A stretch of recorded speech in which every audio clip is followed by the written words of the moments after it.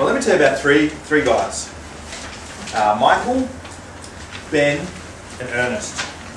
In 2007, Michael and Ben were on trial for murder because Ben had shot Ernest in Ernest's home, and Michael had helped him. And so they were on trial for murder. And the reason was because Ernest had money, and they wanted some of Ernest's money.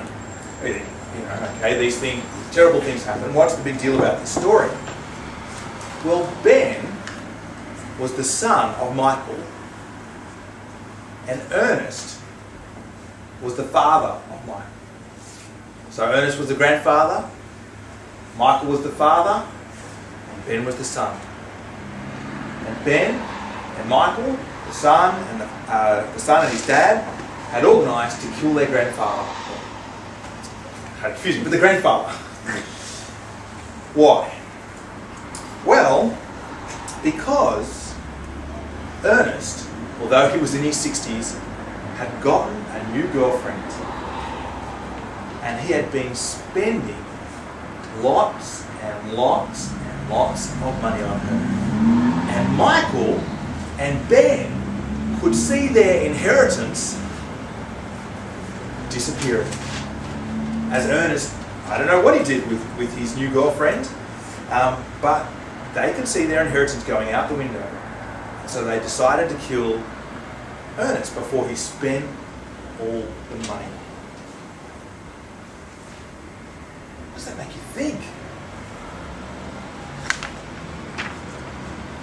Doesn't it show how powerful our desire for wealth and money is, that a son and his dad would kill a grandfather? Well, that's one of the issues. See, does life consist? Is life made up of how much money you have? Is life made up of how much you own? Is life made up of a good retirement?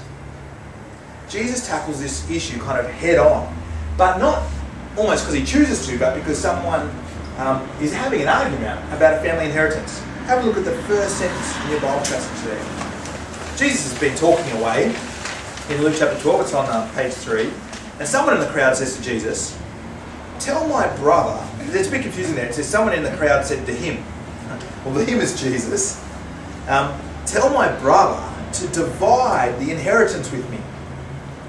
And Jesus is just rude, just plain old rude. Jesus says, "Man, who appointed me a judge or an arbiter between you?" He said, I don't care about the inheritance. So what if your brother stole it all? Bad luck, them's the breaks. What is Jesus doing? Isn't he interested in the people around him? Doesn't he care? Well, the problem is, see, Jesus has just been talking about people's post-retirement plan. He's just finished talking about people's post-retirement plan. Turn over to the picture on the front. I don't know if you got it. Look at the picture on the front. It's not what's your retirement plan. It's about what's after your retirement. What happens after your retirement? You die. This guy isn't having a nice sleep on the golf course. He's dead. He's had a heart attack in the midst of his retirement. So the skit, which was really good and I enjoyed it, should have finished with everyone going, "Ah!" and carting it on the ground. It's about after your retirement plan. See, Jesus has just finished telling all these crowd, thousands of people, he's just finished telling thousands of people in Luke chapter 12, you're all gonna die. So, be prepared to meet God. Be worried about your friendship with God. Be concerned about whether or not you know God and whether you do things that please Him. And this guy comes up and says, "Jesus, my brother, I don't think the family inheritance has been split fair. He got $51 and I only got $49.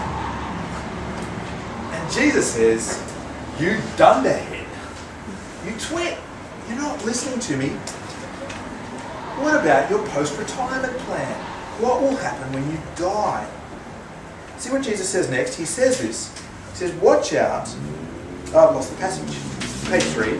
He says, watch out, be on your guard against all kinds of greed. Why?